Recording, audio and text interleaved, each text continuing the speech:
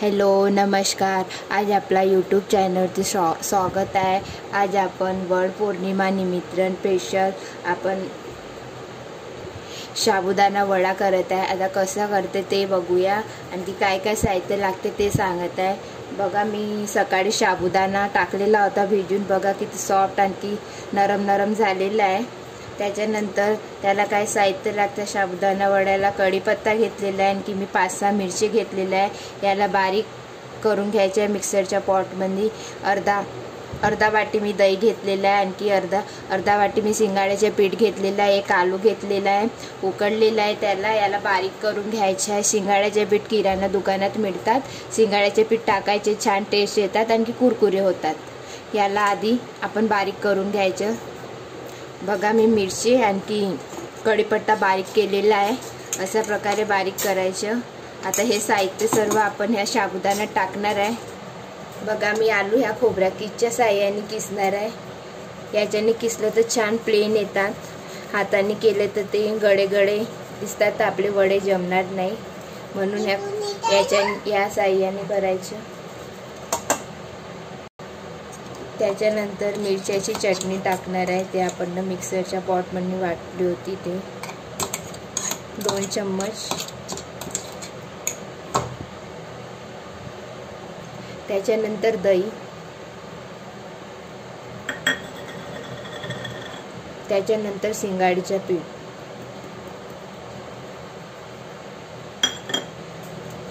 स्वादानुसार मीठ। सर्व टाकल्यानंतर साहित्य सर्व टाकल्यानंतर याला भिजून घ्यायचे आहे। याच्यात पाणी नाही टाकायचे, आधी लागलाच तर थोडंसं पाणी टाकून द्यायचं, कारण की याच्यात आलू राहतात, दही राहतात, नाहीतर गिला होऊन जाणार, आपले वडे जमणार नाही। बघा मी पाणी नाही टाकले आहे, दही वगैरे टाकलं होतं त्या साहाय्याने मी हे पीठ तयार केलेलं आहे। तेल गरम करून घ्यायचे आहे कढईत। त्याच्यानंतर आपल्याला वडे करायला सुरुवात करायची आहे। साबुदाणा वडा बघा किती छान नरम झालेलं आहे। बघा कढई मांडलेली होती, तेल छान कडक तपलेलं आहे। आता वडे काढायला सुरुवात करू। थोडा पाण्याचा हात घ्यायचा, असे छान हातावरती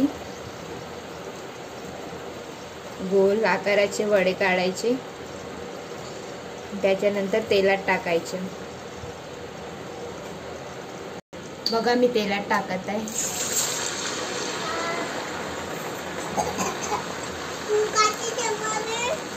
अशाच आकाराचे वडे करणार आहे मी एकसारखे, तुम्ही छोटे मोठे करू शकता।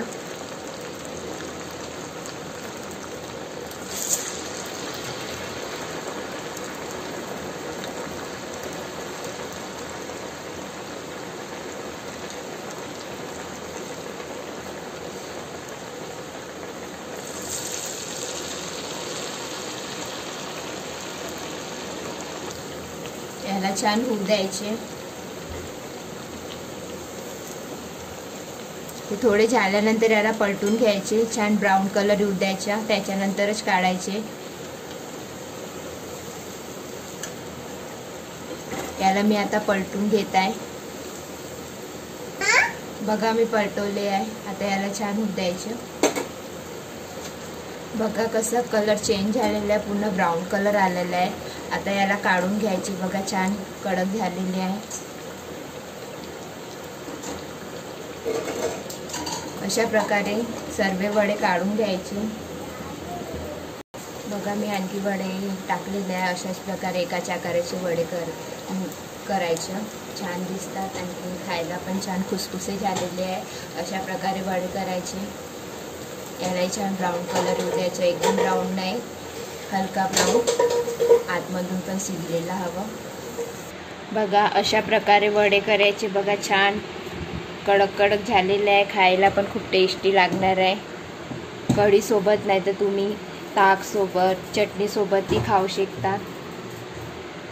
माझी रेसिपी आवडली असेल तर मला कमेंट करा, लाईक करा। Okay bye.